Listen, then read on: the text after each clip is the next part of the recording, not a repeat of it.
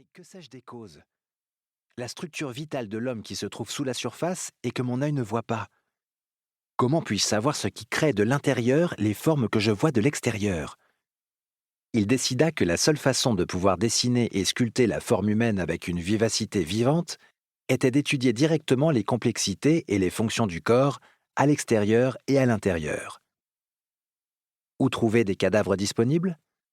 Ceux des riches étaient enterrés dans des tombes familiales, impossible de s'en procurer. Ceux de la classe moyenne sont entourés de rituels religieux, cela ne fonctionnerait pas non plus. Quels sont ceux qui, à Florence, ne sont ni surveillés ni réclamés?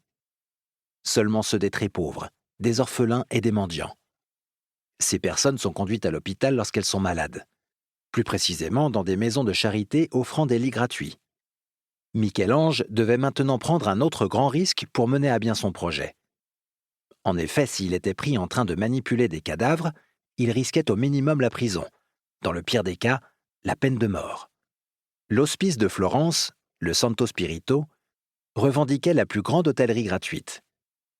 Michel-Ange entreprit de fureter maladroitement autour du Santo Spirito pour savoir où étaient gardés les morts. Il découvrit l'emplacement de la morgue où les corps sont enveloppés et conservés jusqu'à leur enterrement. Il s'introduisit à l'intérieur, tard dans la nuit, et partit avant le lever du soleil. Lorsque sa bougie commença à vaciller, Michel-Ange sut que les moines qui fabriquaient le pain quotidien ne tarderaient pas à arriver. Pendant plusieurs mois, il étudiait l'anatomie humaine en disséquant des dizaines de cadavres. Les détails l'obsédaient. Comment les muscles fléchissent-ils? Les veines pompent-elles et les tendons s'étirent-ils? Il a tenu et coupé chaque organe. Avec le temps, il s'habituait à l'odeur des cadavres. Il était intrigué par le fait que les hommes puissent être si différents, alors que leurs cerveaux se ressemblaient tant. De retour chez lui, il dessinait ce qu'il avait appris. L'anatomie, plus que toute autre chose, était devenue une discipline et la maestria de Michel-Ange. Pour citer un de ses futurs élèves, grâce à la dissection, Michel-Ange a étudié tous les animaux connus et a réalisé tant de dissections humaines qu'il surpassa les professionnels dans ce domaine. Son influence considérable dans la maîtrise de l'anatomie est restée inégalée par d'autres peintres.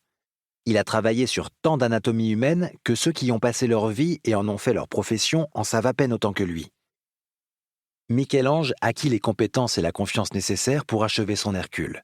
En concevant et en planifiant le rendu final, il dessinait version après version pour se faire une idée de la posture et des émotions d'Hercule.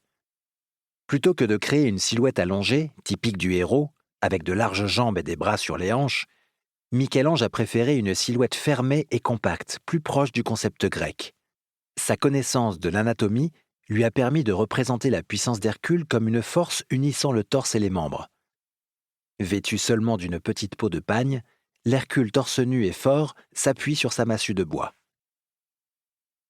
Michel-Ange a élaboré un modèle sommaire en argile, déplaçant continuellement le poids et la posture pour trouver la meilleure position. Connaissant l'interaction entre la masse et la tension, il a montré les muscles dorsaux fléchis en réponse aux bras tendus sur le bâton. Les tendons s'étirent et se contractent lorsque le personnage se penche. Les ligaments se tendent. Les hanches et les épaules pivotent. Tout cela, l'artiste a pu le projeter avec conviction et confiance parce qu'il comprenait l'anatomie humaine.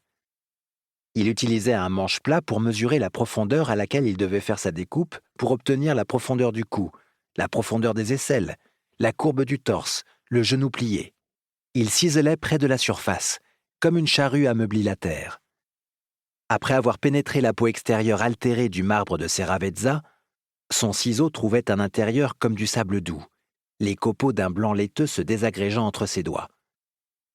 Plus il s'enfonçait dans la surface, plus le marbre devenait dur comme du fer, exigeant toute sa force pour atteindre les formes souhaitées. Il faillit abîmer son bloc de marbre. Il avait découpé trop profondément pour dégager le cou, et maintenant son ciseau puissant sur les muscles émergents de l'épaule envoyait de stressantes vibrations à la tête. Si le marbre se fissurait à l'endroit le plus étroit, Hercule perdrait la tête. Heureusement, la tête tint bon et ne se fissura pas.